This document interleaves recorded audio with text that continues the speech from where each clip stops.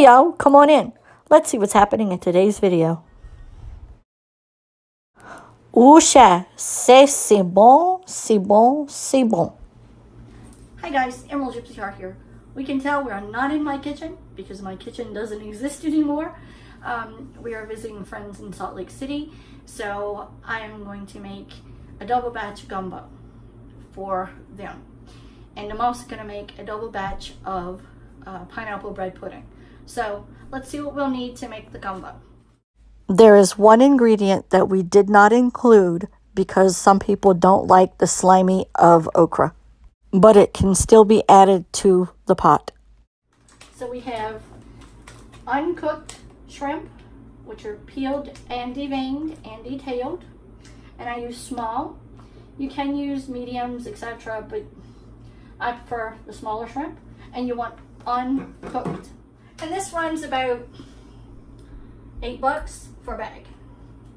It depends on what Walmart or what grocery store you go to. The most expensive part of this entire dinner dish is the crab meat, okay? And I'm specific about the crab meat. These are claw meat, crab claw meat. It's a sweeter meat.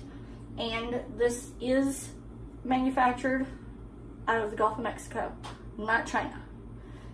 Make sure you read your labels. Back here it'll tell you where it's manufactured.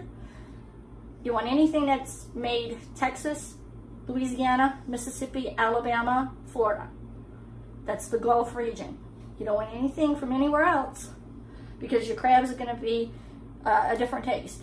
We live in the Pacific Northwest, so they have king crab, and king crab does not work with this because of the type of flavor that the crab meat adds. It's onions, tomato, and pepper. And it's the pico de gallo mix. And I'm going to use half of it for one batch, the other half for the other batch. So for one batch of gumbo, you need 1 can of crab meat and 1 container of shrimp. I can't make a roux.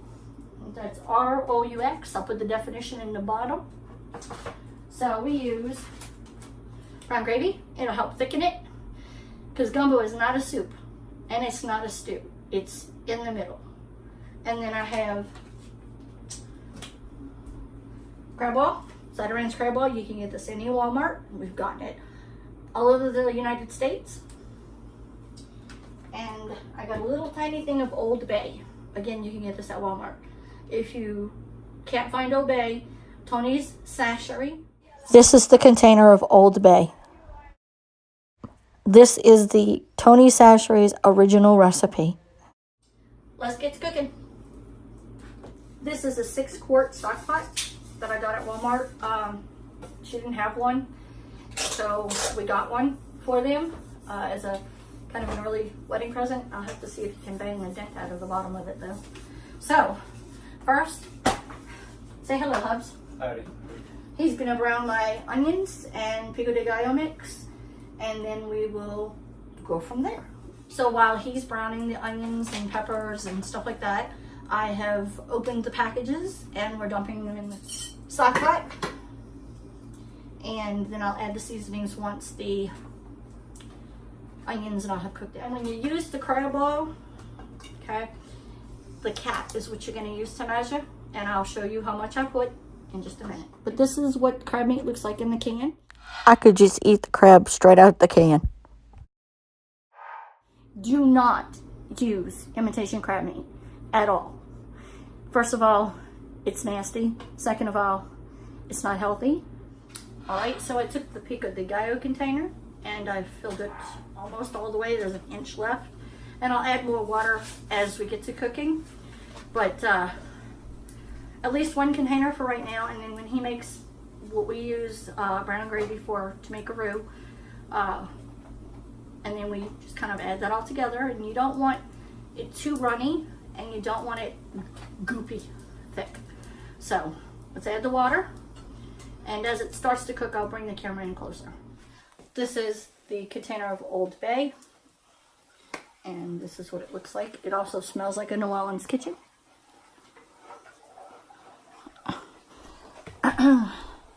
I don't want to dump it on the floor. So that's the Old Bay seasoning. And we're going to add onion salt, onion powder, and garlic powder to taste. Just browning gravy and browning onions. And then this is what the inside of the pot looks like so far. Yep. It's got a little bit of Old Bay seasoning, the shrimp, and then the brown gravy, which will make it thick so that it'll thicken the gumbo. And then, as I was explaining to my friend, this is tomato, onion, and a little bit of green pepper. And traditionally you put a tomato into gumbo if you grew up where I did. So some people don't put tomatoes, some people do. And while we're waiting on that, my friend and I are going to take a loaf of just cheap white bread, and we're going to pull the crusts off of them and break them up into half-inch kind of pieces so that I can start the bread pudding. So this video is going to contain 2 cooking projects. Brown gravy right there. Here's the brown gravy. Onions and everything. Everything's in this pan. Onions and stuff like that. And then here is the shrimp and the crab meat with a little bit of Old Bay seasoning. So he's going to put this into this pot. And then I'm going to put a little bit of crab oil. Ready? Yep. Go that way. Yeah. Thank you. Ready? Yep. And then we're going to stir that up real good.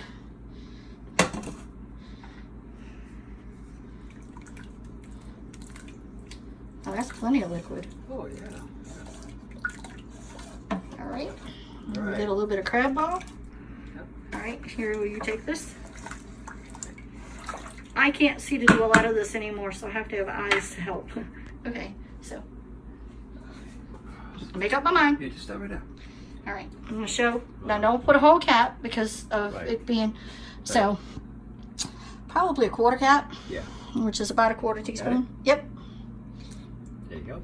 And don't add any more because this is spicy. Yeah. So he's gonna stir that up.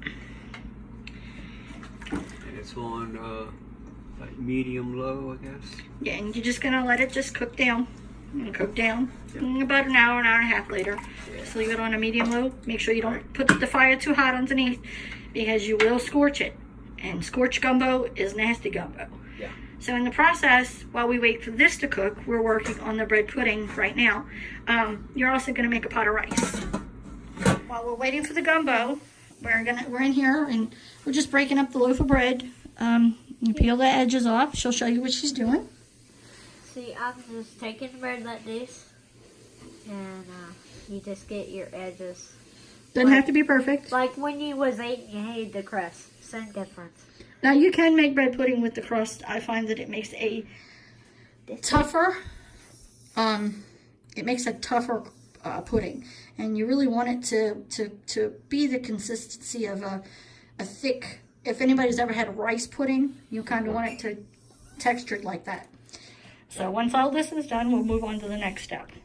All right, so we're gonna need a little bit of vanilla extract, 2 eggs beaten, and some moo. For those of you that don't know what moo is, that's milk, you know, the stuff that comes out the cow juice. So when I get all that measured up, we'll be right back. 2 tablespoons of butter, and typically you would use unsalted butter, but And make sure you leave your butter out on the counter, unlike me. yeah, we didn't think about it. If you don't use salted butter, you need a pinch of salt. So with the 2 tablespoons of butter or margarine or whatever that is she's got in her hand. It's a storehouse butter. Okay. So, and we're gonna put all of these things in the milk and eggs. So she's opening a can of crushed pineapple. This is eggs, milk, butter, a slash of vanilla, and butter. Did I say butter? This is the gist of the bread pudding. Okay, and she's gonna dump that in there. Let's not make a mess. So we're just gonna kind of stir that around. All right, so you're just gonna dump this all up in there. There's not really much to scrape out. She's gonna mix this all together. And if your hands are clean, you can use your hands. If not, you can use the spoon. You wanna make sure all of the bread is coated. It doesn't have to be perfect. This is by no means a professional video. This is me showing my friend how to make something. Yep. Because her significant other is from Detroit. So this is something that they may make, but I don't think so. And typically you would put raisins and cinnamon instead of pineapple, but I did a consensus and the pineapple won out. So once she's got all that, we're going to transfer that into the baking dish, which is across the living room. We make this in a 9x9 square, which is 1 loaf of bread. This is a 13 by 9 inch pan, and so it's a double batch. And like I said, we'll stick that in the oven at 350 degrees for 35 to 40 minutes, again depending on the oven. And then I'll bring you to show you what the gumbo looks like. He's putting in the bread pudding. Too bad YouTube doesn't have smell-o-vision. Ready? Yep. And that's what it looks like. I'm going to turn it down some and add another container of water. And then he's going to start the rice. And when the bread pudding is finished, this will be ready to eat. It's full of flavor. It's pretty much balanced. And it's good. It's the first time I had Shay's gumbo. So there you go. This turned out so good, I could slap my mama. What do I think? About the bread pudding. Beyond awesome? Yeah. It's pretty much awesome. Now you see what the eggs do? It makes the custard consistency. Mm-hmm. So, and it's not overly sweet for the diabetic. Yep. And whoever tried to put raisins in this, they need to hit the book. Traditionally, it's made with raisins and cinnamon. Right. This was an accidental discovery. I was looking for alternatives to it. And so somebody suggested crushed pineapple. And I was like, that's not going to taste good together. So I did. I made a small batch. And needless to say, they licked the pan clean. Right. I can't picture raisins. I can picture cinnamon. With the raisins, it's got more of a muffin-y kind of consistency taste. And it's not terrible, but I prefer the pineapple over the raisins, and I think so does Chris. I know Jordan prefers it with the pineapple. Yeah, I like pineapple, yeah. And so does Joseph. Joseph doesn't eat a whole lot of things like this. In fact, his girlfriend at the time, now his wife. So, a couple of Christmases ago, my oldest son's now wife wanted to make something traditionally Cajun for, was it Christmas or Thanksgiving? One of those holidays. Yeah. And so she looked it up online and she followed the recipe. The problem with the Cajun dish is a recipe is a guideline. Ask Angel. See the slosh of vanilla? It doesn't taste overly vanilla, right? Yeah. You know, when I make red beans and rice or gumbo, I don't typically follow a quote-unquote recipe. Take it. So A little more. this was, you know, There you go. our way of saying thanks to our friends for letting us stay. And before we leave, we'll make some red beans and rice for them, which can be frozen, and some jambalaya.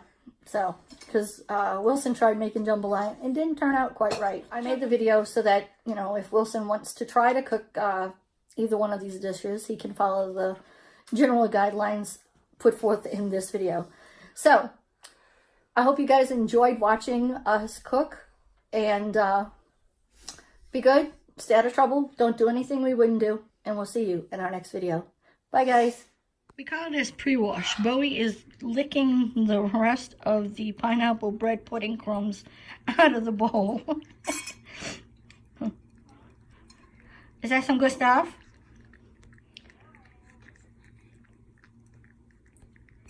Just a minute.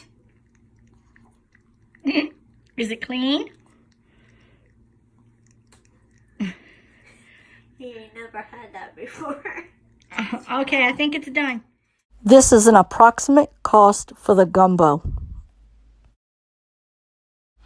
Again, this is an approximate cost. As always, thanks for watching. That's right, y'all know the drill. Subscribe if you haven't. Ring the bell so you know, and we'll see you in the next video. Bye, guys.